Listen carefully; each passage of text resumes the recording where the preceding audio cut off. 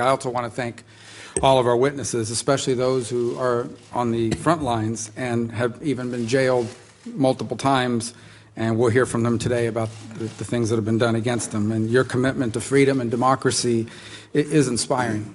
It really is inspiring for those of us who live in this republic. It reminds us of why so many of us serve here and what we seek to preserve around the world, and that's why we want to stand with you. Your fight and the fight of your fellow Hong Kongers is the fight of every human who yearns for liberty and dignity and demands that their fundamental rights be respected and be upheld.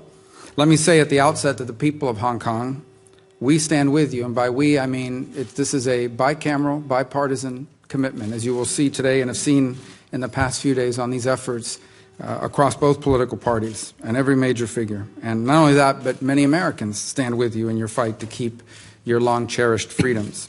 Recently, there have been very credible reports that have emerged of the police's brutal treatment of demonstrators while in their custody. This weekend, for example, we saw images of the police holding down a protester whose head was bleeding and spraying into the wound on the head pepper spray, which is an act of total cruelty.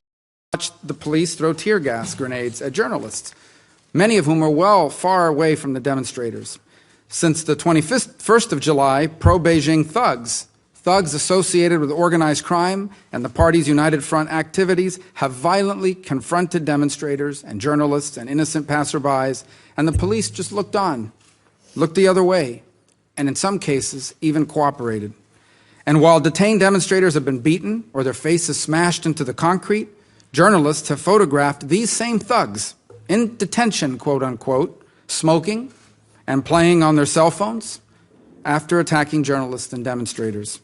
And yet, Lam and the Hong Kong government refuses to press for any accountability for the violence by Hong Kong security forces that was committed and continues to be committed against peaceful protesters. The actions of the government and the people demonstrate that there are two Hong Kongs. The Hong Kong of the government, totally leveraged by the Chinese government, has proven that it is not committed to a free and autonomous future for Hong Kong, nor is it one of rule of law or of justice. The other Hong Kong, the real one, is the one of its people, the students and youth activists, artists, journalists, doctors and nurses, lawyers, accountants, business people, from every walk of life, the city's people of all ages who have shown us a Hong Kong with a vibrant civic life, prepared to stand up for its own autonomy, democracy, and liberty.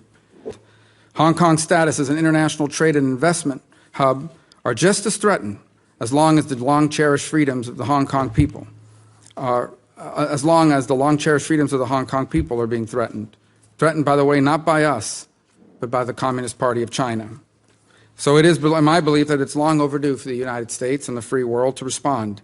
I hope we quickly pass the Hong Kong Human Rights and Democracy Act, which I hope will be heard next week in committee, so that we can provide this and future administrations with updated tools to respond robustly and flexibly to the Chinese Communist Party and its proxies who are undermining Hong Kong's autonomy.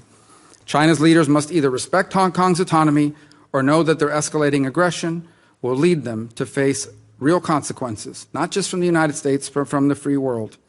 And I issue one final warning of this regard. I anticipate fully that they will continue their work to turn the system of government in Hong Kong to resemble more like the one that exists in Macau, one that allows them to intervene in the legal system as they wish. So we're here today to examine what has happened, to look forward to Hong Kong's future. There are many challenges in our relationship with China, but Hong Kong must remain a priority. Hong Kong is not a Chinese internal affair, and the world has a responsibility to help the people of Hong Kong move towards a future that protects their individual freedoms and provides for civic well-being. And so I look forward to hearing your views and today's discussion. And I thank you for your courage and for your commitment.